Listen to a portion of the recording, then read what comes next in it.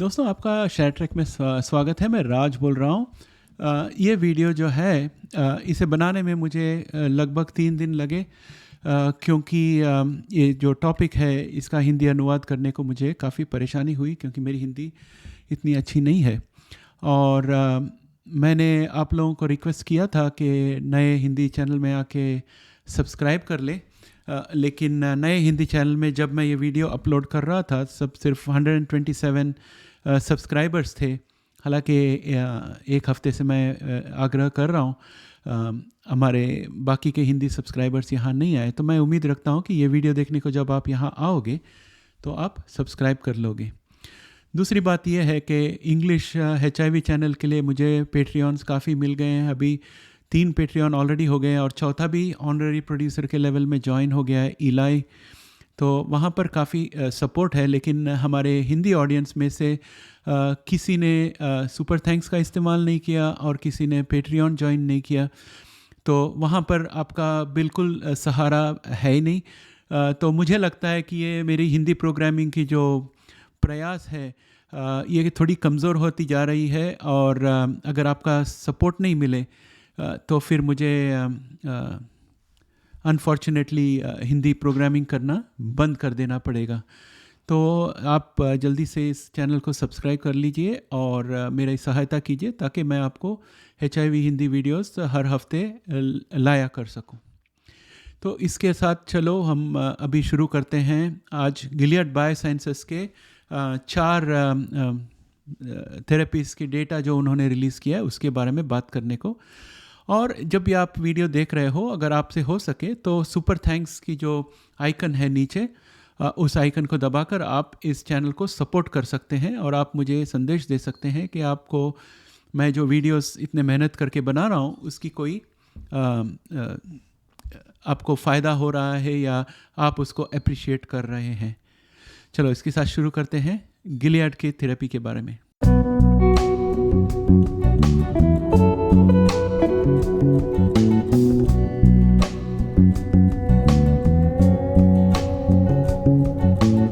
दोस्तों Gilead biosciences जो है नैस्डैक में GILD उसका टिकर सिंबल है। उन्होंने 4 स्टडीज़ का conference of retroviruses and opportunistic infections, जिसको CROI कहते हैं शॉर्ट फॉर्म में, उसमें अनाउंस किया। ये CROI जो कॉन्फ्रेंस है ये 2023 का जनवरी को हुई सियाटल में, और इस कॉन्फ्रेंस में गिलियड ने उनके 4 स्टडीज़ का डेटा प्रेजेंट किया। और इन स्टडीज़ में उन लोगों ने नए तरीके के जो ट्रीटमेंट्स है जिसमें कॉम्बिनेशन ट्रीटमेंट करके HIV को कंट्रोल में रखने की कोशिश की है, उसके बारे में उन्होंने जानकारी दी। और ख़ास ये HIV वायरल रिजर्वायर को टारगेट करते हैं। आपको याद होगा मैंने पहले आपको बताया था HIV जो है वो ब्लड स्ट्रीम में भी रहती है, और जब एंटी रेट्रोवायरल शुरू हो जाती है तो ब्लड स्ट्रीम में जो HIV के कॉपीज़ है वो सब चले जाते हैं, लेकिन रिजर्वायर में छुपे हुए HIV वायरस डॉर्मेंट रहती है। तो इनका दावा है कि ये जो 4 इन लोगों ने कॉम्बिनेशन थेरेपी की है उसमें उनको कुछ हद तक सफलता मिली है वायरल रिजर्वायर में भी जाकर वायरस को अटैक करने की, और आर्ट के बगैर वायरल लोड को कम रखने की क्षमता प्राप्त की है, ऐसे इनका दावा है। और इनका HIV क्योर रिसर्च प्रोग्राम जो है इसमें 3 स्टडीज़ है इनके पास, जो इंसानों पे किया है और एक जो है वो वानर पे किया है, यानी कि बंदरों पे किया है। तो इसमें जो इनकी क्लिनिकल ट्रायल है उसका नाम है फेज़ 2A टाइटन ट्रायल, जिसमें उन्होंने dual treatment with 2 broadly neutralising HIV antibodies, ये इंग्लिश शब्द को मैं आपको हिंदी में समझाने की कोशिश करूँगा। इन्होंने 2 एंटीबॉडीज़ ली है। एक एंटीबॉडी का नाम है 3BNC117 और दूसरे एंटीबॉडी का नाम है 10-1074। अगर आपने अच्छी तरह से मेरा HIV मिनी सीरीज़ देखा होता तो हमने उसमें मेरे ख्याल से एपिसोड 2 या 3 में एंटीबॉडीज़ के बारे में सब बताया था। एंटीबॉडी समझ लीजिए आपके टूथपेस्ट के ऊपर जो ढक्कन रहता है, तो ढक्कन कैसे टूथपेस्ट के साथ फिट हो जाता है, उसी तरह से एंटीबॉडी जो है वो कीटाणु के एंटीजन के साथ अच्छी तरह से फिट हो जाता है, ताकि वो कीटाणु अपना एंटीजन इस्तेमाल करके मानवीय शरीर के अंदर घुस नहीं पाए। तो ये होता है एंटीबॉडी। ब्रॉडली न्यूट्रलाइजिंग एंटीबॉडी ऐसे होता है, समझ लीजिए एक ही ढक्कन से आप अलग अलग तरह के बॉटल्स को ढक सकते हो, तो यानी कि सभी जगह फिट होता है। ऐसे ब्रॉडली न्यूट्रलाइजिंग एंटीबॉडीज़ जो है वो एक रेंज ऑफ पेप्टाइड्स के साथ जाके चिपक सकता है, और नॉर्मल एंटीबॉडी जो है वो सिर्फ एक पेप्टाइड के साथ चिपक सकता है। तो ब्रॉडली न्यूट्रलाइजिंग एंटीबॉडीज़ जो है इनके पास, इन्होंने जो प्रयोग किया वो है 3BNC117 और 10-1074, और इन्हें इस्तेमाल करके उन्होंने बताया है कि वायरल रिबाउंड जो है, आर्ट बंद करने के बाद वायरल रिबाउंड जो होता है उसे काफ़ी देर तक कंट्रोल में रखा जा सकता है। उनका phase 1 of 2 proof of concept study university of California San Francisco में किया था, कॉम्बिनेशन इम्यूनोलॉजी में। उसका एक वैक्सीन था AGS004 और एक इम्यून मॉड्यूलेटर था जिसका नाम है वॉरिनोस्टैट, और ये 2 BNABs जो मैंने आपको बताया था 10-1074, और एक BNAB जिसका नाम है VRC07-523LS, इसका इस्तेमाल करके उन्होंने प्रयोग किया। और इसके अलावा उन्होंने एक और प्रयोग किया था जिसमें उन्होंने एक वैक्सीन है HTI और इम्यून मॉड्यूलेटर GS9620 को इस्तेमाल करके ज़बरदस्त टी सेल का जो रेस्पॉन्स को क्या कहते हैं, अगर आपका नाम कोई ले तो आप उसको जवाब देते हो, तो उसने कॉल किया और आपने रेस्पॉन्ड किया। उसी तरह से ये जो कॉम्बिनेशन किया था HTI वैक्सीन और इम्यून मॉड्यूलेटर GS9620, उसको टी सेल, बॉडी शरीर के टी सेल ने अच्छा रेस्पॉन्स दिया। और फोर्थ प्री क्लिनिकल स्टडी, यानी कि क्लिनिकल ट्रायल तो इंसानों पे होता है, प्री क्लिनिकल जो है या तो पिटरी डिश में होता है या तो एनिमल्स में होता है। तो फोर्थ गिलियाड का जो प्री क्लिनिकल स्टडी था वो ग्रिडस्टोन बायो इंक के साथ कोलैबोरेशन में किया था। इसे किया था बंदर के ऊपर सिमियन इम्यूनो डेफिशिएंसी वायरस, यानी कि इंसान को HIV होता है, ह्यूमन इम्यूनो डेफिशिएंसी वायरस, और बंदरों में होता है सिमियन इम्यूनो डेफिशिएंसी वायरस। दोनों एक जैसे ही हैं कैरेक्टरिस्टिक में।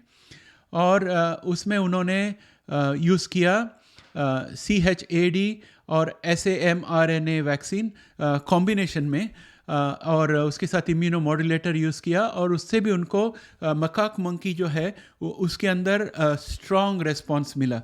तो इनके पास अभी 4 थेरेपी है जो काफ़ी प्रॉमिसिंग है। उसमें से 3 जो है क्लिनिकल ट्रायल में है और एक जो है प्री क्लिनिकल में है जो बंदरों के ऊपर अभी किया गया है।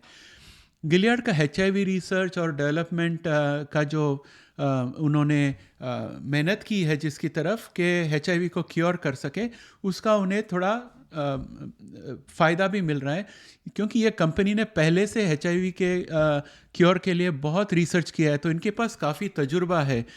और उन्होंने और भी उसमें रिसर्च जारी रखी है। पिछला उनका जो एक्सपीरियंस है इसके ऊपर और भी उन्होंने एक्सपीरियंस हासिल किए, और उन्होंने कोलैबोरेशंस भी किए दूसरे कंपनी के साथ जिनके पास और भी तजुर्बा है HIV के ऊपर। और ये सब का इस्तेमाल करके वो चाहते हैं कि किसी भी तरह HIV का क्योर वो एक ले आ जाए जो HIV को हमेशा के लिए समाज से हटा दे। तो ये उनका कोशिश है। और लेकिन ये सब हम बहुत खुश होने के पहले ये भी याद रख ले कि गिलियाड के बारे में थोड़े परेशानी वाली बातें भी है, क्योंकि एड्स हेल्थ केयर फाउंडेशन जो है, जिसको AHF शॉर्ट फॉर्म में कहते हैं यूनाइटेड स्टेट्स में, और उसका यूरोप में जो काउंटर पार्ट है, वो दोनों गिलियाड के ऊपर काफ़ी दबाव डाल रहे हैं कि भाई HIV और हेपेटाइटिस C के जो ड्रग्स हैं आपके, वो आप बहुत बड़े भाव में, ज़्यादा भाव में बेच रहे हो और आप स्वार्थ बहुत कर रहे हो, इसको थोड़ा कम कीजिए। AHF यूरोप गिलियाड साइंसेस को बोल रहा है कि लोगों की जान खतरे में है और आप मुनाफा कमाने की सोचते हो, ऐसा नहीं करना चाहिए। तो उन्होंने धरना भी किया गिलियड के एम्स्टर्डम ऑफिस के बाहर पिछले महीने या इसी मामले को लेके। लेकिन बात यह है कि गिलियड साइंसेस जो है HIV एड्स ट्रीटमेंट में काफ़ी सफलता प्राप्त कर चुकी है। उनके जो ट्रीटमेंट्स है उसमें है बिक्टारवी, ट्रूवाडा और डेस्कोवी। ये सब जो है HIV के लिए काफ़ी इफ़ेक्टिव साबित हुए हैं। ये सब जो है HIV के लिए काफ़ी इफ़ेक्टिव साबित हुए हैं। और US फार्मास्यूटिकल कंपनी गिलियड जो है वो हेपेटाइटिस C के लिए भी तरह तरह की ड्रग्स बनाए। उसमें से हार्वोनी और एप्क्लूसा, ये 2 नाम जो है काफ़ी फेमस है। और जब ये ड्रग्स को पहले उन्होंने लगभग 10 साल पहले लॉन्च किया था, तब उन्होंने बिलियन यानी कि बिलियन को क्या कहते हैं, 100 मिलियन को बिलियन कहते हैं, तो $1 बिलियन का जितना, बिलियन से नहीं $10 बिलियन की जितना उन्होंने उसमें कमाया है, ख़ासकर US और यूरोप में। लेकिन AHF यूरोप जो बोलता है गिलियड को कि भाई आपने काफ़ी कमा लिया है, और अभी जो हार्वोनी जो है और आपके दूसरे जो एड्स के दवाइयाँ हैं, HIV के दवाइयाँ हैं, इसको थोड़ा सस्ता करके बेचा कीजिए और गरीब देशों को भी भेजा कीजिए। बार बार आप पेटेंट को बढ़ाते रहते हैं तो दूसरे लोग ये ड्रग बना नहीं सकते। क्योंकि दोस्तों जब एक ड्रग का पेटेंट ख़त्म हो जाता है तो उसे जेनेरिक ड्रग बनाने देते हैं, तो आम कंपनी जो है उसको निकाल के वो ड्रग बना के दे सकती है और काफ़ी सस्ते में आती है, क्योंकि उनको R&D का खर्चा नहीं है। तो AHF यूरोप बोलती है कि आप इसे इस तरह से करा के जेनरिक ड्रग में बनाने के लिए सुविधा करो, या ये नहीं कि आप 10-10 साल के बाद और भी नया पैटेंट फाइल करके उसे लंबा करते जाओ। ये नहीं होना चाहिए। और वो कहते हैं कि ट्रूवाडा जैसे जो दवाई है आपकी, उसको आपको अभी पेटेंट से निकाल के आम आदमी तक पहुंचाना चाहिए। तो ये है गिलियड के ऊपर के आरोप। लेकिन अभी जो इनकी थेरेपी है, जो ब्रॉडली न्यूट्रलाइजिंग एंटीबॉडीज़ वाली थेरेपी है, वो सही दिशा में जा रही है, क्योंकि पूरे एड्स रिसर्च वाले लोगों को यही लगता है, 2 चीज़ बहुत स्ट्रांगली उनको लगता है। एक तो CD4 को बचाने का वो एक रास्ता है, और दूसरा रास्ता है ब्रॉडली न्यूट्रलाइजिंग एंटीबॉडी यूज़ करने का, ताकि HIV का जो कैस्पिड है वो काफ़ी म्यूटेट होते रहता है। एंटीबॉडी से काम नहीं चलेगा, लेकिन ब्रॉडली न्यूट्रलाइजिंग एंटीबॉडी रहेगा तो जितना भी वेरिएशन होते हैं तो कुछ हद तक वो उसको कंट्रोल कर लेगा। तो ये गिलियड साइंसेस जो है, इसके वैक्सीन्स जो इन्होंने प्रयोग किया है उसमें 2 ब्रॉडली न्यूट्रलाइजिंग एंटीबॉडी यूज़ किया है, कॉम्बिनेशन वैक्सीन का भी प्रयोग किया है, और सब में इनको अच्छे रिजल्ट्स मिल रहे हैं फेज़ 2 में। तो यूजुअली बहुत सारे जो थेरेपीज़ रहते हैं फेज़ 2 में ही उनको अप्रूवल मिल जाती है। फेज़ 2 के अंत में उनको बायोलॉजिक्स लाइसेंस एप्लीकेशन देना पड़ता है, उसको अप्रूव करते ही वो लोग बेच सकते हैं। तो हमें देखना है कि गिलियड का ये जो चार में से जो 3 क्लिनिकल ट्रायल्स में है, क्या उन्हें अप्रूवल मिलती है और क्या वो मार्केट को आ सकते हैं। और अगर मार्केट को आए तो गिलियड उसे किस तरह से प्राइसिंग करता है, क्या हाई प्राइस लगाएगा, क्या गरीब देशों में उसे जाने देगा, क्या गिलियड अगर ये नए थेरेपीज उसके अप्रूव हो जाए तो जो पुराने थेरेपी से उसे वो जेनरिक ड्रग्स में जाने देगा। ये बड़ा सवाल है। और दोस्तों आज आपको मैं एक और बात बताना चाहता हूँ, क्योंकि आपको ये सब चीज़ें समझनी बहुत ज़रूरत है। आप अगर सिर्फ ये कहते रहोगे कि HIV की दवा कब आएगी, इंडिया में कब आएगी, ये तो बहुत छोटी बुद्धि वाली बात है। आपको पूरी तरह से ये समझना है कि ये गेम क्या हो रहा है, किस तरह से ये इंडस्ट्री चलती है। एक कंपनी जो है जो कोई बीमारी के लिए इलाज करती है, वो करोड़ों डॉलर खर्चा करती है, अरबों डॉलर खर्चा करती है रिसर्च में उनको पहले पेट्री डिश में सब करना पड़ता, फिर एनिमल मॉडल्स में रिसर्च करना पड़ता, फिर वो डेटा FDA को प्रेजेंट करना पड़ता, FDA को कन्विंस करना पड़ता कि भाई अभी इंसानों में ट्राई करने दो। फिर वो इंसानों में ट्राई करने को देते। तो HIV जैसी जो बीमारी है, ये बीमारी ऐसी है कि कोई भी रिस्क लेना नहीं चाहता। अगर एक बार HIV शरीर में घुस गया तो उसके लिए कोई इलाज फ़िलहाल तो नहीं है। अगर कोई इलाज होता तो भी आदमी मान जाए, ठीक है भाई मैं तैयार हूँ वॉलंटियर होने के लिए, मुझे थोड़ा इतना $1,000 $50,000 मिल जाएगा तो मैं चलो करता हूँ, अगर कुछ हो गया तो मैं दवा खा के ठीक हो जाऊँगा। ऐसी तो बात नहीं है। लेकिन HIV का अगर आपको पेशेंट ही नहीं मिले ट्रायल के लिए तो आपको दवा कहाँ से मिलेगी? तो ये सब बहुत एक्सपेंसिव, महंगा प्रोसेस है, जिसकी वजह से जब ड्रग अप्रूव हो जाती है तो वो बहुत महंगी हो जाती। एक ड्रग अप्रूव हो जाए तो उसके लिए तीन और ड्रग जो है विफल जाती है, और वो 3 ड्रग जो विफल गई उसका भी खर्चा जो सफल हुई उसके अंदर आ जाता है, वरना कंपनी कैसे चलेगी? और जो कि ऐसा होता है, इसके वजह से कंपनियां चाहती है कि उनको 10-20 साल तक पेटेंट उनके पास ही रहे, कोई और वो नहीं बना सके, ताकि वो उनका जो पैसा रिसर्च में गया हुआ है वो सब रिकवर कर सके और उस कंपनी के शेयर होल्डर्स को डिविडेंड दे सके। इसलिए ये सब इलाज जो है महंगी हो जाती है। मैं आपको इसलिए बता रहा हूँ क्योंकि मेरा चैनल जो है इन्वेस्टमेंट का चैनल है, जीनोमिक इन्वेस्टमेंट का चैनल है। हम लोग इन्वेस्टर के नज़रिए से देखते हैं कि ड्रग किस तरह से डेवलप हो रहा है। तो ये पहली बात हो गई कि ड्रग्स क्यों महंगे हैं। दूसरी बात ये हो गई कि ड्रग्स का पेटेंट क्यों चाहिए मैन्युफैक्चरिंग कंपनी के लिए। और आप समझ लीजिए कि AHF बोलता है जिस तरह से, उस तरह से अगर ये गिलियाड बायोसाइंसेस ने कह दिया कि ठीक है हम हमारा पेटेंट पीछे हटा लेते हैं, आप आम कंपनी को बोल दो बना ले, तो क्या होगा कि अपने इंडिया में भी कंपनी है डॉक्टर रेड्डीज लैब, और अलग अलग कंट्रीज़ में कंपनीज़ है जो एक ब्रांड नेम दवा जो होगी, जो फाइज़र या किसी ने रिसर्च किया हो, उसका पैटेंट ख़त्म हो जाए तो वो सब उसी दवा को अलग अलग नाम से बना के बेचते हैं, क्योंकि जो फाइज़र का ओरिजिनल होगा वो महंगा होगा और उसी का कॉपी जो जेनरिक कंपनी ने बनाए वो काफ़ी सस्ती होगी। तो अभी ये तीसरे चरण पे आ गए हम, जहाँ पर आम कंपनी बना के सस्ते में बेच रही है। तो जब आम कंपनी सस्ते में बना के बेचती है, वो क्यों सस्ते में बेच पाती है? क्योंकि उसको रिसर्च करना नहीं पड़ा, उसको रिसर्च का खर्चा करना नहीं पड़ा, उसको डायरेक्टली फार्मूला मिल गया कि भाई ये फार्मूला है, इसका मैन्युफैक्चर करें। तो रिसर्च में जो करोड़ों डॉलर खर्चा किए उस कंपनी ने, उसके वजह से उनकी दवा की भाव ज़्यादा थी। लेकिन अब ये बाकी जो कंपनी बना रही है उनको रिसर्च में ज़ीरो खर्चा हुआ है, उनको सिर्फ वो मिक्स करके वो दवा बना के बेचनी है, राइट।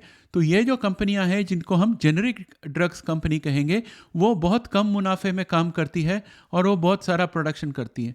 तो जब जेनरिक शुरू हो जाएगी HIV के लिए दवा, तो क्या होगा कि बहुत सारे कंपनी टूट पड़ेंगे और सबकी मार्जिन बहुत कम रहेगी।